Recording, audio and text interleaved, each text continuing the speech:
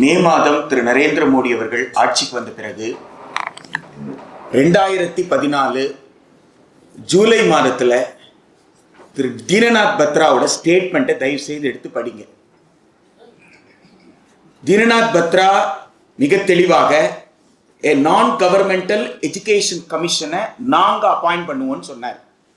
அது மிஸ்டர் மோடி தலைமையில் இருக்கிற அரசோ அதை மறுக்கலை. சப்போஸ் தமிழ்நாட்டில் யாராவது ஒருத்தர் நாங்கள் ஒரு கல்வி கொள்கைக்காக ஒரு குழு அமைப்போம், அந்த குழு ஒரு அறிக்கையை கொடுக்கும், அந்த அறிக்கையை தான் இந்த அரசு நிறைவேற்றும் யாராவது சொல்லி இருந்தா அரசு சும்மா இருந்திருக்குமான்றது தான். ஆனால் தீனநாத் பத்ரா என்கின்ற RSS கல்வியாளர் தெளிவாக சொன்னார், we will appoint a non-governmental education commission. அது 3 ஆண்டுகளுக்குள்ள ஒரு அறிக்கையை கொடுக்கும், அந்த அறிக்கையை தான் இவர்கள் நடைமுறைப்படுத்துவார்கள் தெளிவுபடுத்தினார் 2014. அந்த 2014 இருந்தே இதற்கான எதிர்ப்பு இயக்கம் கன்னியாகுமரியில் தொடங்கி இந்தியா முழுக்க இந்த எதிர்ப்பு நடந்துகிட்டு இருக்கு. நம்ம என்ன பேசிட்டு இருக்கோம்னா, தமிழ்நாட்டில் தான் இந்த பிரச்சனை நடக்கு, மற்ற இடத்துல நடக்கலன்ட்டு. ஜவஹர்லால் நேரு பல்கலைக்கழகத்தை எதிர்த்து போராட்டம் நடந்திருக்கு, டெல்லி யூனிவர்சிட்டி கேம்பஸ்ல நடந்திருக்கு, அலிகர்ல நடந்திருக்கு. அங்கெல்லாம் மாணவர்கள் போலீஸ்காரர்களாக மிக மோசமாக தாக்கப்பட்டார்கள். இங்க அந்த மாதிரி நடக்கல. இங்க அரசியல் கட்சி தலைவர்கள் எடுத்துக்கிட்டாங்க, அவ்வளவுதான். சரியா? இங்க இந்திய மாணவர் சங்கத்திலிருந்து வந்து உட்கார்ந்து இருக்கிறாரு, அவங்களுடைய அகில இந்திய தலைவர்கள், அவங்களுடைய ஜவஹர்லால் நேரு யூனிவர்சிட்டி ஆபீஸ் பேரஸ் உடைஞ்சி, மண்டை உடைஞ்சி, கை கால் உடைஞ்சி ஜெயில இருந்ததெல்லாம் கேட்டு பாருங்க. எல்லா மாநிலத்திலும் நடந்திருக்கு. ஆசிரியர்கள் தீவிரமா போராடி இருக்கிறாங்க. Joint forum for movement on education சொல்லி இந்திய அளவில் இருக்கிற ஆசிரியர்கள் ஒன்றாக சேர்ந்து போராடி இருக்கிறாங்க. இன்னைக்கு தேதி வரைக்கும் போராடிட்டு இருக்கிறாங்க. எனவே போராட்டம் நடக்காமல் இல்லை, போராட்டம் நடந்துகிட்டு தான் இருக்கு. இங்க அரசியல் களத்துல அந்த போராட்டம் அரசியல் கட்சிகளால் அது எடுக்கப்பட்டிருக்கு. ஆனா மாணவர் அமைப்புகள் இன்னும் தீவிரமாக எடுக்கல. மாணவர் அமைப்புகள் இதை தீவிரமான போராட்டமாக மாற்றவில்லை என்றால் அடுத்த தலைமுறைக்கு துரோகம் செய்கிறோம் அர்த்தம். ஜந்தர் மந்தர்ல நடத்துற விஷயம் கிடையாது. ஜந்தர் மந்தர்ல நடத்துறது வருஷம் போல நடக்கிற விஷயம். அந்த ஆர்ப்பாட்டம் அல்ல. கேம்பஸுக்குள்ள ஒரு ஸ்டூடெண்ட் ஆர்கனைசேஷன் எங்க இருக்கணும்? கேம்பஸ்க்குள்ள தான் இருக்கணும். அப்ப கேம்பஸுக்குள்ள நான் போராடவே மாட்டேன், ஜந்தர் மந்தர்ல போய் போராடிட்டு வருவேன்னா அப்புறம் அதுக்கு பேர் என்ன? அப்ப கேம்பஸ்ல ஸ்டூடெண்ட் அந்த ஆர்கனைசேஷன்ல இருக்கானா இல்லையான்ற கேள்வி வராதா? இப்ப டீச்சர்ஸ் எல்லாம் எங்க போராடணும்? கேட் மீட்டிங்ல பேசணும். ஸ்டூடெண்ட் லீடர் கேட்டுக்கு மேல தானே ஏறணும், கேட்டுக்கு மேல நின்று தானே பேசணும். அப்ப கேட்டுக்கு மேல நின்று பேசாம, கேட் மீட்டிங் நடத்தாம நான் கருத்தரங்கத்துல பேசுவேன் அல்லது டெல்லியில போய் பேசுவேன்னா யார்கிட்ட போய் பேச போறீங்க என்பது மிக முக்கியமான கேள்வி. இங்க நாம என்ன புரிந்துக்க வேண்டிய அவசியம் இருக்குன்னு கேட்டீங்கன்னா, 2016 வெளியிடப்பட்ட முதல் TSR சுப்பிரமணியம் அவங்க அபிஷியலா வெளியிடல. 2016 வெளியிடப்பட்ட some inputs for draft national education policy அந்த document, it is an unauthored undated document. அதை புரிஞ்சுக்கணும். where did the document come from? There is no answer till date. இன்னைக்கு தேதி வரைக்கும் அதுக்கு பதிலே கிடையாது.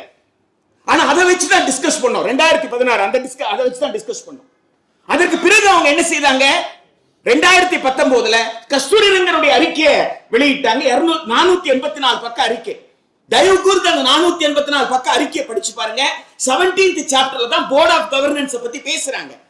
அந்த போர்ட் ஆஃப் கவர்னன்ஸ் பத்தி பேசக்கூடிய 17th சாப்டர்ல கஸ்தூரிரங்கன் அறிக்கையில ரொம்ப தெளிவா சொல்றாரு, இந்த சீர்திருத்தங்களை செய்வதற்கு நீங்க புதியதாக சட்டத்தை இயற்ற வேண்டும் சொல்றாரு. So Kasturirangan knows very well, but as per the present constitutional provision you can't do this ன்னு அவருக்கு தெரியுது. அதனால அவர் சொல்றாரு, புதுசா நீ சட்டத்தை எழுதணும் அப்படின்னு சொல்றாரு. அதற்கு பிறகு 2020 அவங்க பத்திரிகையாளர்கள் கூட்டத்தில் ஹைலைட்ஸ் வெளியிட்ட இந்த தேசிய கல்விக் கொள்கை, அதுக்கப்புறம் தான் 66 பக்கம் ஆவணமாக அவங்க வெளியிடுறாங்க. அதற்கு பிறகு draft national higher education qualification framework அந்த டிராஃப்ட் இப்ப நோட்டிஃபை ஆயிருச்சு. டிராஃப்ட் ஃபைனலைஸ் ஆகி நோட்டிஃபை ஆயிருச்சு. நீங்க அந்த national higher education qualification framework எடுத்து படிச்சீங்கன்னா இதுல இருக்கிற எல்லா ஆபத்தும் அதுல இருக்கு. 2 வருஷம் ஆகுது அது. சரி, இதுல இந்த ரெகுலேஷன்ஸ்ல என்னெல்லாம் சொல்லப்பட்டிருக்கோ அதெல்லாம் அதுல இருக்கு. அவுட்கம் பேஸ்ட் எஜுகேஷனை பத்தி எங்க நம்ம டிஸ்கஸ் பண்ணோம்? பிளெண்டட் லேர்னிங் பத்தி எங்க டிஸ்கஸ் பண்ணோம்? பிளெண்டட் லேர்னிங்கோ அவுட்கம் பேஸ்ட் எஜுகேஷனோ எவ்வளவு ஆபத்தானது. அது கேம்பஸ் இல்லாம செஞ்சிராதா? அதுக்கப்புறம் வந்த மிக முக்கியமான டாக்குமெண்ட் தான் நேஷனல் கரிக்குலம் ஃப்ரேம்வொர்க் 2023. எனவே பாலிசி லெவல்ல அவங்க எதையெல்லாம் கொண்டு வந்தாங்களோ அதற்கு பார்லிமெண்ட்ல போயிட்டு சட்டம் இயற்றி கொண்டு வரணும். இப்ப பார்லிமெண்ட்ல போய் சட்டம் இயற்றி கொண்டு வராம அவங்க ஸ்டாச்சுட்டரி பாடிஸா இருக்கக்கூடிய யூஜிசி போல என்சிஆர்டி போன்ற அமைப்புகளை பயன்படுத்தி அவங்க இந்த ரெகுலேஷன்ஸை நடைமுறைப்படுத்திட்டு இருக்காங்க. எனவே NEP 2020 இன் டோட்டோ அதனுடைய எல்லா பரிணாமத்தை எடுத்து பார்த்தீங்கன்னாலும் it is anti people, anti education, anti democracy. எனவே மக்கள் விரோதமாக, கல்விக்கு விரோதமாக, ஜனநாயகத்துக்கு விரோதமாக இருக்கக்கூடிய அதனுடைய எந்த பகுதியை, எந்த பாகத்தை நீங்க நடைமுறைப்படுத்தணும் நீங்க நினைச்சாலும் கல்வியை சீரழிக்கணும்னு அர்த்தம். இப்போ இருக்கிற உடனடி பிரச்சனை என்ன அப்படின்னு சொல்லி கேட்டீங்கன்னா, இந்த டிராஃப்ட் யூஜிசி ரெகுலேஷன் 2025 இருக்கு இல்லைங்களா, இப்ப அது என்ன பிரச்சனைன்னு கேட்டா, it is a last nail on the coffin which contains federalism. It's a last nail. If you are going to allow this, அதற்கப்புறம் 370 எப்படி ரத்தாகி ஜம்மு காஷ்மீர் ஒரு ஒன்றிய பிரதேசமா மாறியதோ அதுபோல் இனி தமிழ்நாடு, குஜராத், மகாராஷ்டிரா உள்ளிட்ட எல்லா மாநிலங்களுமே ஒன்றிய பிரதேசத்தை விட அதிகாரம் இல்லாத நிர்வாக அலகுகளாக இருக்கும். It been administrative unit. அதுதான் இன்னைக்கு இருக்கிறது. எனவே this matter cannot be fought in the court of law. சாதாரணமா யாராவது கேஸ் போட்டா இம்ப்ளீட் பெட்டிஷன் போடுவோம். நான் என்ன யோசிச்சிருக்கேன்னா, யூஜிசி ரெகுலேஷன் யாராவது கேஸ் போட்டா ஒரு இம்ப்ளீட் போட்டு நீ கேட்கவே கூடாதுன்னு சொல்ல போறேன். There is a government, there is an elected assembly, there is an elected parliament. What is the representative of the people doing? அப்ப எல்லாவற்றையும் கோர்ட்டு தான் தீர்மானிக்கும்னா அப்ப எதுக்கு எனக்கு சட்டமன்ற உறுப்பினரே தேவையில்லையே, எனக்கு நாடாளுமன்ற உறுப்பினர் எனக்கு தேவையில்லையே. யோசித்து பாருங்கள். அப்ப நாடாளுமன்ற உறுப்பினர் என்னதான் செய்ய போறாரு? அவர் அரசியலமைப்பு சட்டத்தை படிக்க மாட்டாரா? அவர் 246 படிக்க மாட்டார். அவரு 254 1 2 2 செக்ஷன் இருக்கே, படிக்க மாட்டார் அவரு. இப்ப சட்டமன்றத்தில் விவாதிக்க மாட்டோம், நாடாளுமன்றத்தில் விவாதிக்க மாட்டோம், தெருவில் இறங்கி போராட மாட்டோம், போலீஸ்கார அடிப்பான், பயந்துட்டு வீட்டுல போய் உட்கார்ந்துப்போம், எல்லாத்தையுமே கோர்த்து பார்த்துக்குமா? அப்படி கிடையாது. நீதிமன்றத்துக்கு விட முடியாது. இது மக்கள் மன்றத்தில், நாடாளுமன்றத்தில், சட்டமன்றத்தில் முடிவாக வேண்டிய விஷயம். இதுல ஸ்டேக் ஹோல்டர் யார் தெரியுமா? இந்த ஸ்டேக் ஹோல்டர் இதுல டீச்சர் ஸ்டூடெண்ட் கிடையாது. இதுல ஸ்டேக் ஹோல்டர் நம்முடைய காய்கறி மார்க்கெட்ல காய்கறி வித்துட்டு இருக்கிறவங்க ஸ்டேக் ஹோல்டர். இதுல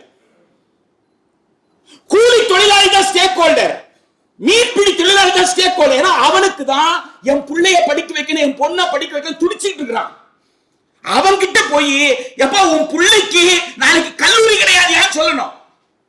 இந்த ரெகுலேஷன்லாம் வந்ததுன்னா இனி அரசு கல்லூரி இருக்காது, அரசு பல்கலைக்கழகம் இருக்காது, இனி சந்தை தான் தீர்மானிக்கும் என்று சொல்லணும்.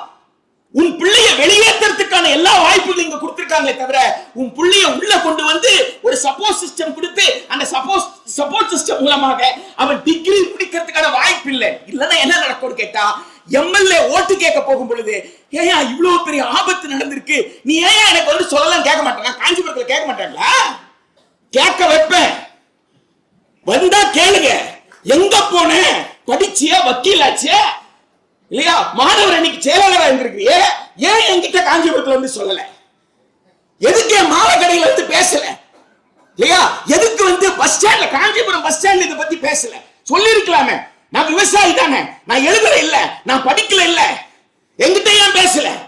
இப்ப மாத்திரம் ஓட்டு கேக்குறீங்க. கேட்க மாட்டாங்களா? கேட்பாங்க மக்கள், கேட்க வைப்போம். எனவே இந்த பிரச்சனையை வீதி வீதியாக போய் மக்களிடம் போய், மக்கள் வாழ்ற இடத்துக்கு போய், கடல் பகுதின்னு சொன்னா கடல் பகுதியில போய் மணல்ல உட்கார்ந்து பேசணும்.